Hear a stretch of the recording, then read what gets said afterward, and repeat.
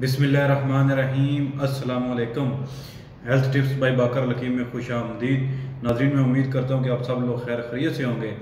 दोस्तों, आज का जो मेरा टॉपिक है ये उन माओं के लिए जिनके बच्चे अभी छोटे हैं और वो बच्चों को डायपर लगाती हैं और डायपर की वजह से बच्चों की जो स्किन है उसके ऊपर रैशेज हो जाते हैं।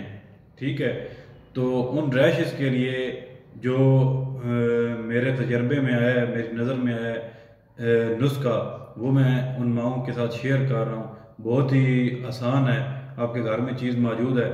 तो उसके लिए जो मेरे तजर्बे में चीज़ गुजरी है, जो सबसे बेहतरीन गुजरी है, वो ये है कि जो आपके घरों में डालडा घी है, कोई भी किसी भी कंपनी का जो आप इस्तेमाल करते हैं, खाते हैं, आपके बच्चे की स्किन पे रैशेज हैं तो आप उसकी स्किन धो के उसके ऊपर वो घी लगाएं, डालडा। तो इंशाल्लाह ताला इसके लगाने से उसकी रैशेज ख़त्म हो जाएंगी। ये तजर्बा शुदा बात है, ये मेरे तजर्बे में आई है। तो इससे आपके रैशेज ख़त्म हो सकते हैं बच्चे के। इंशाल्लाह दुआ में याद रखिएगा। फिर नए मौजू के साथ हाज़िर होऊंगा। खुदा हाफिज़।